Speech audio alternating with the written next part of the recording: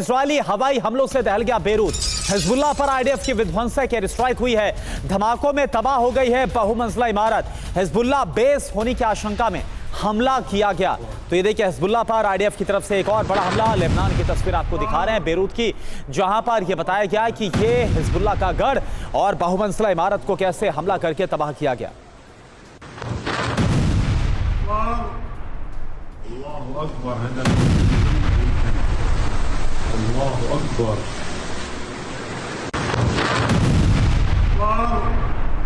अल्लाहु अकबर,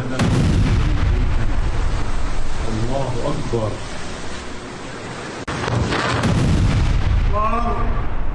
अल्लाहु अकबर। और देखिए, एक और बड़ी खबर, मिडिल ईस्ट में बड़ी जंग की आशंका है। इजरायल ईरान तनाव के बीच अमेरिका की तैयारी आप देखिए। मिडिल ईस्ट पहुंचे अमेरिकी बॉम्बर्स B-52। कतर के अल उदीद एयरबेस पर उतरा है बॉम्बर। तो ये आप देखिए, तस्वीर इस वक्त आपको हम दिखा रहे हैं। तस्वीर आप देख पा रहे हैं किस तरह से B-52 बॉम्बर को उतार दिया अमेरिका ने मिडिल ईस्ट में। और ये अपने आप में बहुत बड़ा इंडिकेशन है कि आखिर अमेरिका करना क्या चाहता है और क्या इंडिकेशन अमेरिका को मिल रहे हैं मिडिल ईस्ट को लेकर। और क्या उसी के बाद, उस विध्वंसक इंडिकेशन के बाद, अमेरिका की बहुत बड़ी तैयारी।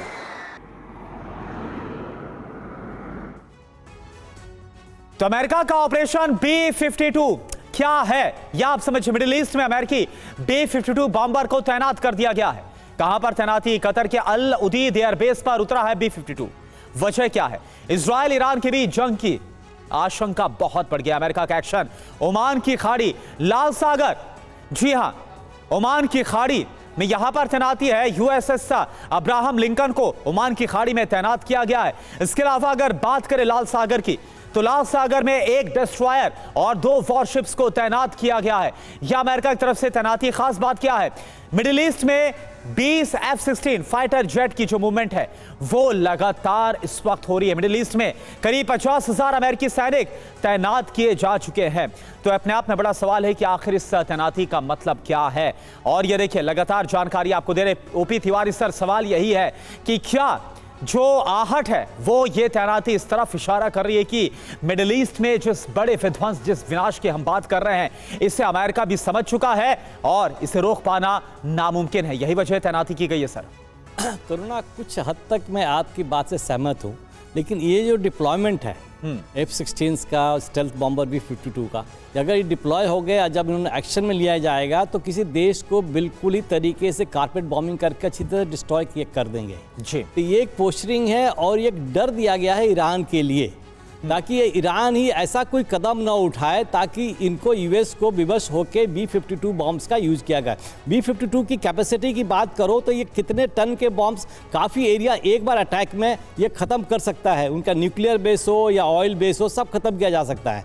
और कोई खतरा खाली ईरान से ही है। तो ईरान को ये डर पैदा करना है कि उसकी एयरफोर्स इतनी वीक, इतनी इफेक्टिव नहीं है कि जो इनका सामना कर सके। वो तो इजराइल के एयरफोर्स की सामना नहीं कर सकती। ये तो बहुत बड़ी चीज़ है। तो ये जो डिप्लॉयमेंट है कतार में, बिकॉज इस मिडिल ईस्ट एरिया में, जैसे अभी जैसा आप बता रहे थे कि मिडिल ईस्ट एरिया में इनके ईरान के जो बहुत सपोर्टर हैं खाली टेररिस्ट ऑर्गेनाइजेशन से, इसके अलावा और कोई नहीं है। ईरान भी देख चुका है कि इराक की क्या हालत की थी अमेरिका ने। ये एक इंडिकेशन है कि तुम ये मत समझो कि हमारे इलेक्शन हो रहा है, हम इजराइल को सपोर्ट नहीं करेंगे या इजराइल हमारे उसके वजह से कोई एक्शन ना ले। ये दिखाया जा रहा है और ईरान को ये समझ में आ चुका है कि बिना जो ऐसा कोई एक्शन या ऐसा कोई इजराइल पर अटैक नहीं करेगा जो अमेरिका को भी थोड़ी बहुत या कुछ भी नाराज कर सके। तो ये इतना मजबूत है जो B-52 और ये जो आप जो फ्लीट की बात कर रहे थे, इतना इफेक्टिव है कि किसी भी तरीके से लड़ा जा सकता है। ईरान के लिए तो पूरी तरीके से सक्षम है और मिडिल ईस्ट में और कोई देश नहीं है। अच्छा अतुल भारद्वाज सर, मेरा सवाल आपसे इस तैयारी को लेकर, तैनाती को लेकर है कि क्या ये जो तैनाती है 5 नवंबर के पहले, यानी कि अमेरिकी प्रेसिडेंट इलेक्शन से पहले, ये तैयारी ये बतला रही है क्या कि 5 नवंबर के बाद इजराइल और अमेरिका मिलकर बहुत बड़ा हमला कर सकते हैं, ईरान के खिलाफ कोई बड़ा ऑपरेशन छेड़ा जा सकता है?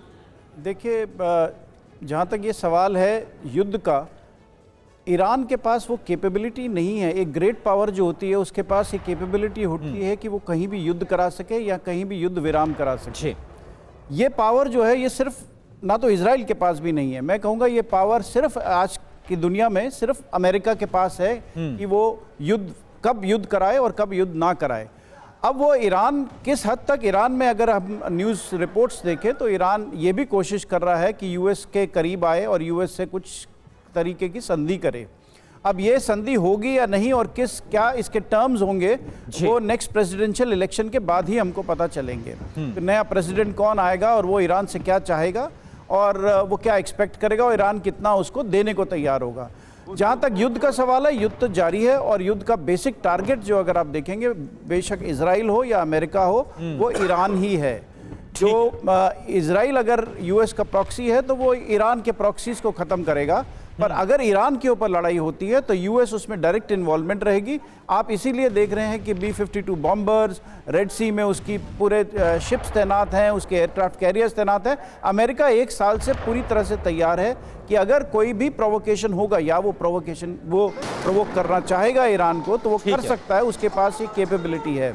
ईरान जहाँ तक चाहेगा कि जितना भी चाहेगा, ईरान चाहेगा कि लड़ाई अवॉइड हो जाए, किसी तरीके से लड़ाई ना आगे बढ़े, क्योंकि लड़ाई में अगर शुरू हुई तो जैसे कि एवीएम साहब ने भी कहा कि वो लड़ाई में ईरान का कारपेट बॉम्बिंग होना एकदम निश्चित ही है। ठीक है, और उसमें उसकी काफी, बेशक उसके पास कैपेबिलिटी, बिल्कुल, और सबसे ज्यादा जो नुकसान है वो ईरान को ही झेलना पड़ेगा। और ऐसे हालात में क्या होगा, क्योंकि अगर अमेरिका इजराइल के साथ खड़ा रहेगा तो क्या रूस भी खुले तौर पर ईरान के साथ आएगा, और फिर आप समझ सकते हैं कि पूरी दुनिया में कितना बड़ा संकट आ सकता है।